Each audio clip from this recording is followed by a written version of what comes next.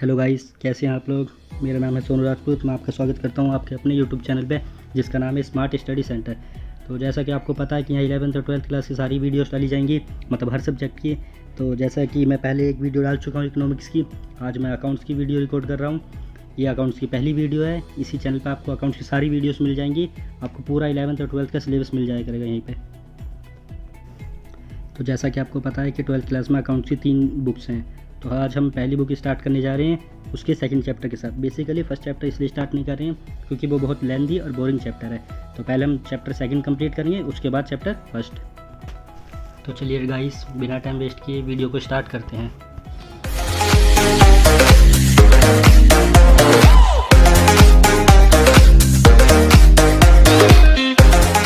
Chapter है chapter 2, accounting for partnership firms. तो guys, आज हम इस टॉपिक में क्या क्या कवर करने वाले देख लेते हैं। Meaning and definition of partnership, essential features और characteristics of partnership, right of partnership and liabilities of partnership. तो चलिए हम पहले पार्टनरशिप की डेफिनेशन देख लेते हैं, फिर समझते हैं कि ये होती क्या है। Partnership is a relationship between persons who have agreed to share the profits of a business carried on by all or any of them acting for all. Guys, इसका मतलब है पार्टनरशिप एक रिलेशनशिप है बिटवीन पर्सन्स। गाइस, यहाँ पे persons बोला गया है, नॉट पर्सन। इसका मतलब है कि एक से ज़्यादा लोग, one can not partner himself, एक अकेला खुद के साथ साझेदारी नहीं कर सकता। Who have agreed to share the profit of a business. Guys, इसमें जितने भी जो प्रॉफिट होगा वो एक साथ शेयर करने के लिए राज़ी होने चाहिए। जैसे कि उन्होंने मतलब अपनी डीड में बताया गया कि कितना कितना प्रॉफिट कौन कौन पार्टनर लेगा, और अगर लॉस भी होता है इन केस तो वो किस रेशियो में उस मतलब लॉस को बियर करेंगे। बट गाइस, पार्टनरशिप की डेफिनेशन में कहीं भी लॉस की बात नहीं की जाती है, बिकॉज कोई भी बिजनेस हम ये सोच के स्टार्ट नहीं करते हैं, लाइक पार्टनरशिप भी हम ये सोच के स्टार्ट नहीं करते हैं कि हमें वहाँ पे लॉस होगा, इसलिए इस डेफिनेशन में लॉस का नाम नहीं लिया गया है। और देखिए गाइस, आगे क्या बोला गया है, carried on by all or any of them acting for all. Guys, इसका मतलब है या तो सभी या उनमें से कोई एक, या कोई भी, मतलब जैसे मान लीजिए आप 5 पार्टनर, तो 5 पार्टनर या तो पाँचों पार्टनर मिलके काम करें, या उनमें से कोई एक या 2 पार्टनर काम करें, बाकी ना भी करें तो चलेगा। मतलब वो डिसाइड किया जाएगा कि जो ज़्यादा काम करेगा उसको अलग से कमीशन दी जाएगी या अलग से उन्हें सैलरी दी जाएगी। बट चाहें तो वो सब मिलके काम कर सकते हैं, वरना उनमें से सिर्फ कुछ 1-2 जितने भी पार्टनर उनमें से कुछ भी काम करते हैं तब भी वो पार्टनरशिप कहलाएगी। तो गाइस, ये हमारी डेफिनेशन थी। आप इसे सिंपल वर्ड्स में ऐसे समझ सकते हैं कि 2 या 2 से अधिक लोग मिलकर एक पार्टनरशिप खुद ही, मतलब एक साझेदारी खुद में क्रिएट कर लेते हैं और कोई एक बिज़नेस चालू कर देते हैं। तो इनमें बहुत सारी चीज़ें डिसाइड होती है कि कौन कितना प्रॉफिट लेगा, कौन ज़्यादा प्रॉफिट लेगा, कौन कम लेगा, या सब बराबर लेंगे। ये सब एक पार्टनरशिप डीड में कहा जाता है, जो कि हम आगे पढ़ेंगे। तो गाइस देखिए, नेचर ऑफ पार्टनरशिप यानी मतलब इसका नेचर कैसा, मोटा है, पतला है, गोरा है, काला है, हम ये सीखेंगे। तो partnership from the legal view point is not a separate legal entity from its partner. Guys, इसका मतलब आप नहीं समझोगे, बट मैं आपको समझाता हूँ।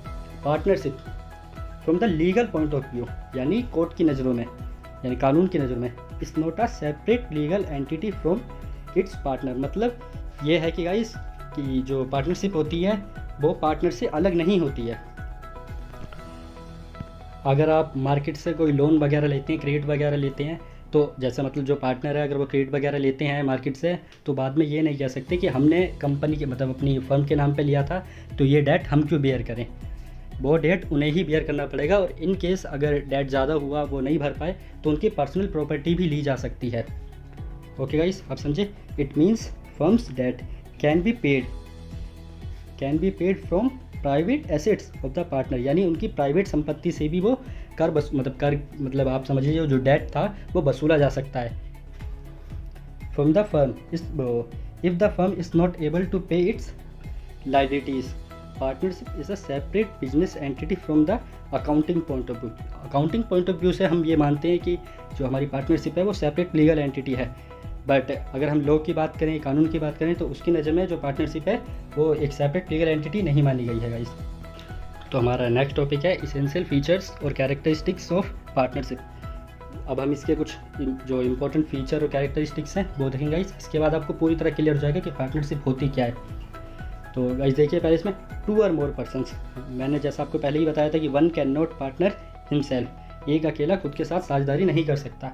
तो इसमें कम से कम 2 या 2 से ज़्यादा लोग का होना मतलब बहुत ज़रूरी है, ये बहुत मस्ट है एकदम। बट उसमें भी कुछ एक्सेप्शंस है, जैसे माइनर, अगर कोई 18 साल से कम का है तो उसे हम पार्टनर नहीं मान सकते जब तक वो एज ऑफ मेजोरिटी मतलब अचीव नहीं कर लेता, जब तक वो 18 साल का नहीं हो जाता।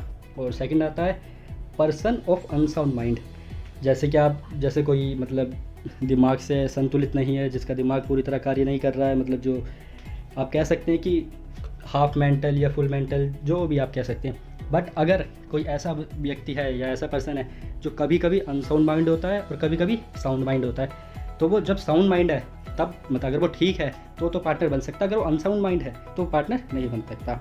और थर्ड और लास्ट है person disqualified by any law, अगर लॉ की नज़र में ही वो मतलब पार्टनर बनने के लायक नहीं है, लाइक उनने पहले कभी फ्रॉड किया था या कभी धोखा दिया था या एनिमी है हमारा, मतलब हमारे देश का एनिमी है, तो लॉ ने ये कह रखा है कि वो हमसे पार्टनरशिप नहीं कर सकता, हम उससे पार्टनर नहीं बना सकते।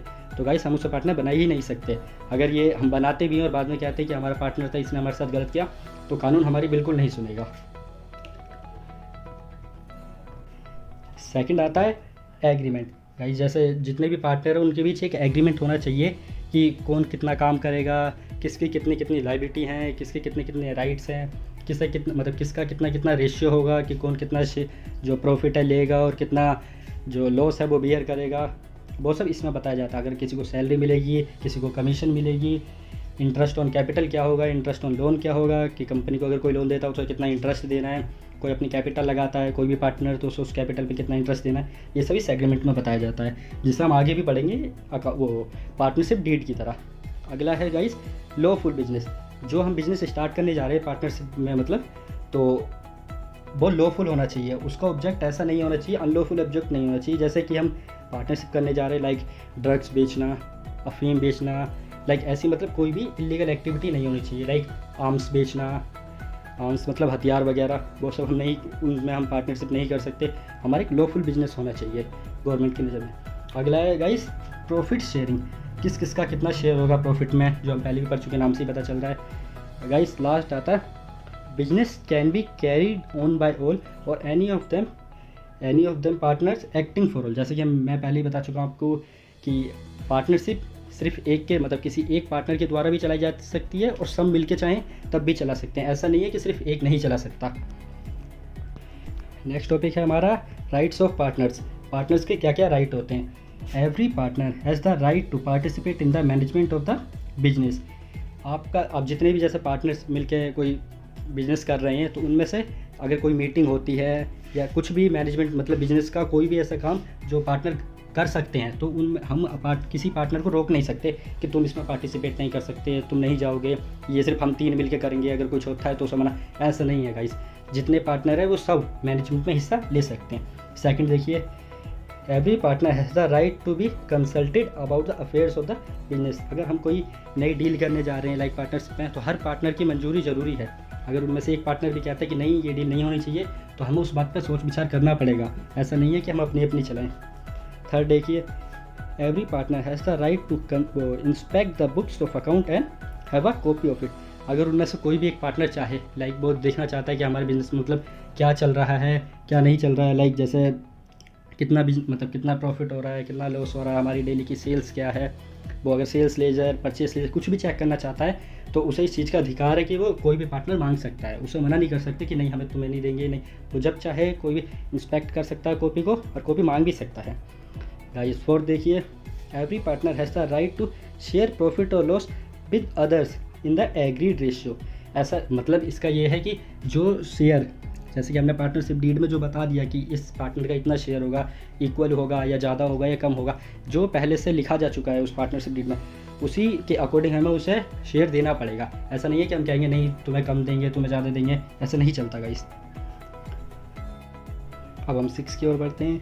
इन case of any emergency a partner has the right to act according to his best judgement and be identified for the expense incurred by him. Guys इसका मतलब ये है कि जैसे अगर कोई इमरजेंसी की सिचुएशन आती है और वहाँ पर सारे पार्टनर्स अवेलेबल नहीं हैं, उनमें से 1 या 2 हैं या एक ही है मान लीजिए, और उस पार्टनर ने कोई ऐसा एक्ट किया जो बिजनेस के फेथ में था, मतलब अपनी फुल फेथ से उसने कोई एक्ट किया।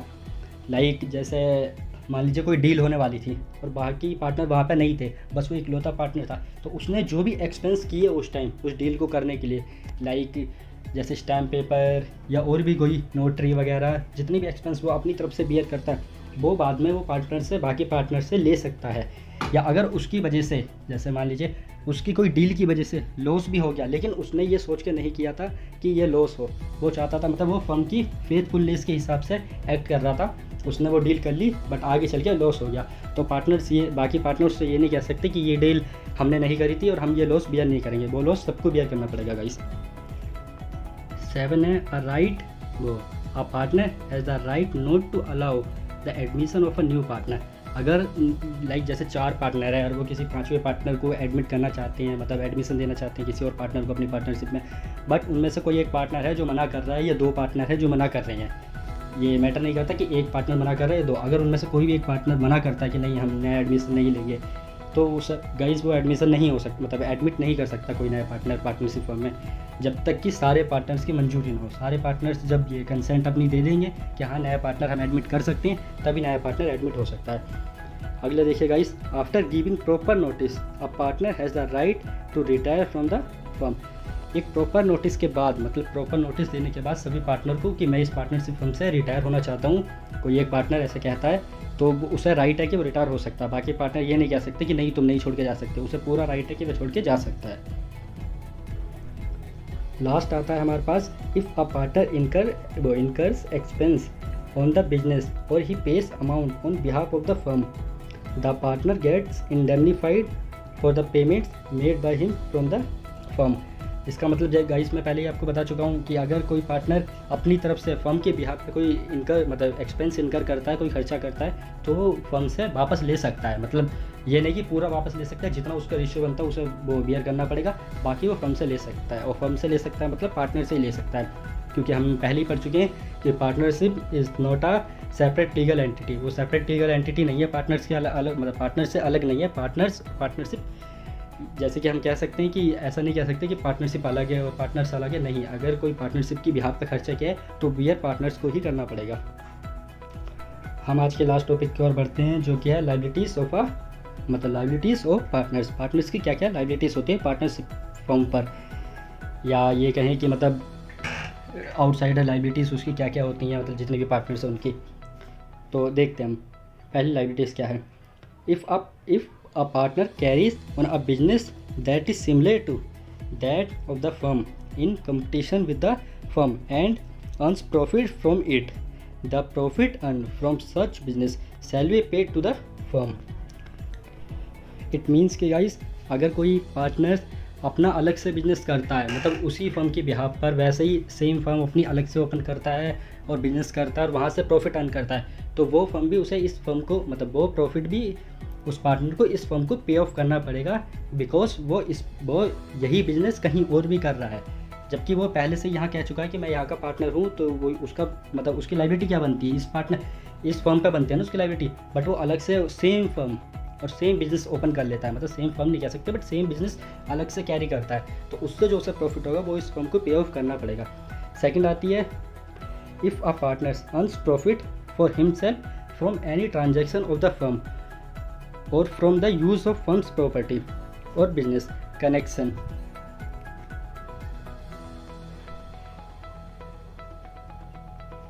the profit so earned shall be paid to the firm.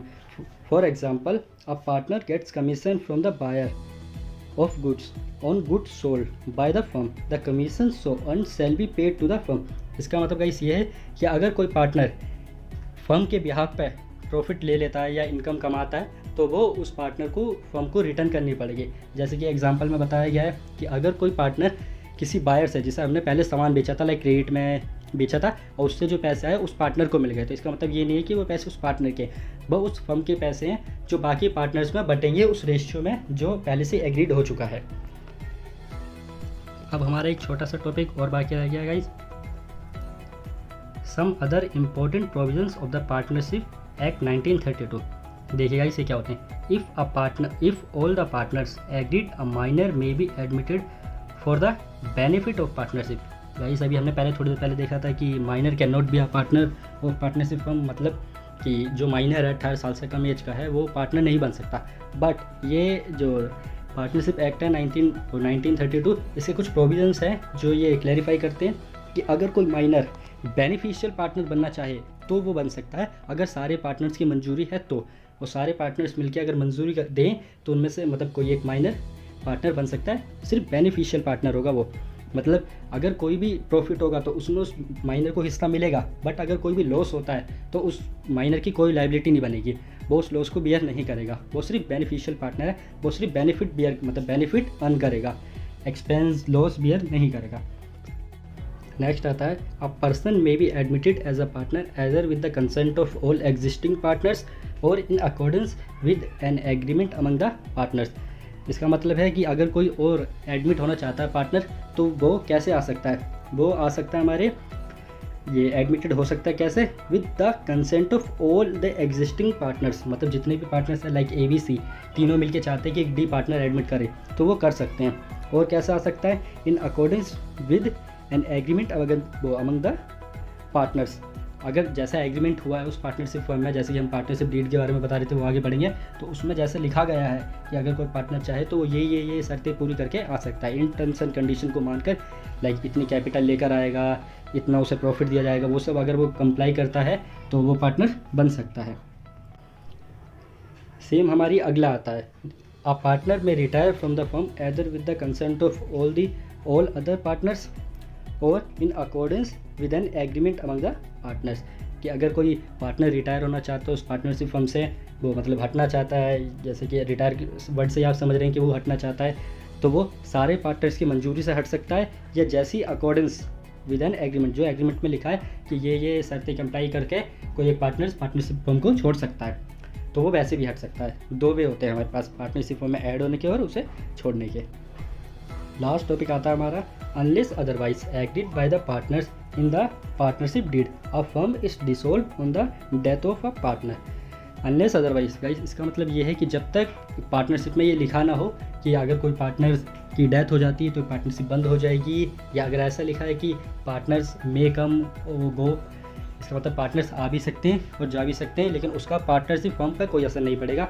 अगर पार्टनरशिप डीड में ऐसा लिखा है तो ऐसा हो सकता है कि अगर कोई पार्टनर की डेथ भी हो जाती तब भी पार्टनरशिप फर्म बंद नहीं होगी। बट अगर पार्टनरशिप मतलब किसी पार्टनर की डेथ होती है तो जो उसका नॉमिनी होगा, अगर फर्म को कोई प्रॉफिट हुए तो वो उसके नॉमिनी को मिलेंगे, और अगर फर्म को लॉस इनकर करना पड़ा है तो वो लॉस भी उसके नॉमिनी को इनकर करना पड़ेगा। लास्ट एक नोट और रह गया है, it should be noted that the ever provisions of the Indian partnership act 1932 are applied when the partnership deed does not exist और where it exist but it does not have a clause to this effect।